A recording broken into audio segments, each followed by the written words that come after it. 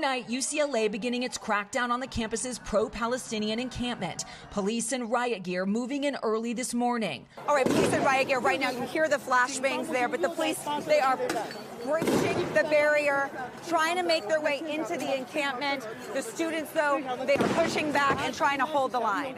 Protesters clashing with the police, at one point seeming to push them away from the encampment. Many of the protesters have refused to leave until their demands that the university divest from Israel are met. Yesterday, violence broke out between rival protest groups after counter-protesters stormed the encampment. The university facing criticism for failing to prevent the fighting. The governor's office calling the law enforcement response unacceptable.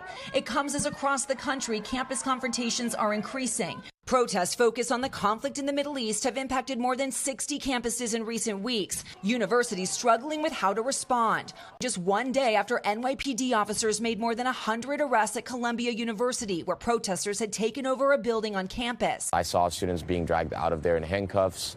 The blockade, the human chain that was outside of it being cleared. Hours later, Columbia's president visiting the damaged building, writing, "I am sorry we reached this point."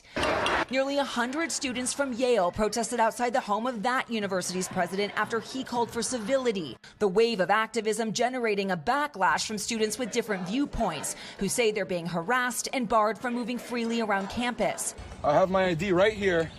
I'm being blocked off. Eli Seavey is a pro-Israel student at UCLA, posting this video of what he says were protesters not allowing him to access a pathway near an encampment. They themselves would decide who can enter and who cannot. I said, no, absolutely not.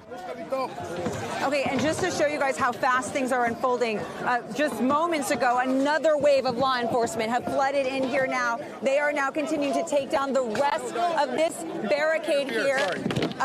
You can see it's very much unfolding. They're pushing over the plywood. And I will say earlier today, as these protesters started getting wind that potentially this was going to happen, they began fortifying this encampment, and they were putting on gas masks. You hear the flashbangs there. They have hard hats on. They are very organized and prepared. But again, law enforcement here with this clear mission to come in and take down this encampment. There are hundreds of students that are in there right now, vowing not to leave. We have seen students be detained already. We haven't heard reports of injuries, but I have to tell you, it is tense when you see the clashes between the protesters and the law enforcement right now as they are pushing their way in to campus. This is one of the most famous plazas at UCLA as well. Royce Hall right here. Class is canceled. It is midterms week here at UCLA. This is unfolding right now, and it's honestly wild to see in real time as hundreds of police officers storm the encampment here on campus. And let this play out, you guys. So you're seeing this unfold. We're going to get out of the way. And again, very tense scene here right now. I'm going to send it back to you, Hoda. Yeah, this looks like it's the moment where the police are physically removing everything and moving in. You said there'd been some students detained. Liz, what have you seen in that realm?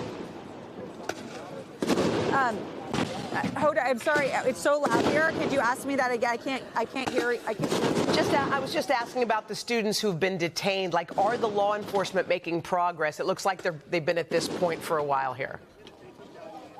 Yeah.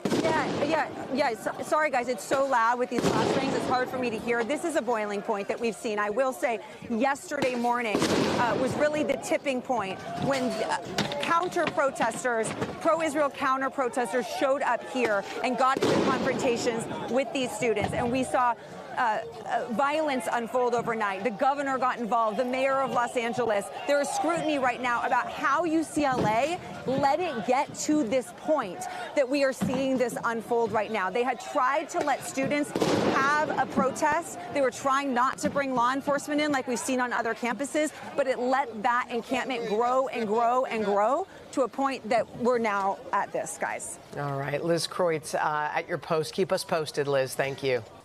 Hey, thanks for watching. Don't miss the Today Show every weekday at 11 a.m. Eastern, 8 Pacific on our streaming channel, Today All Day.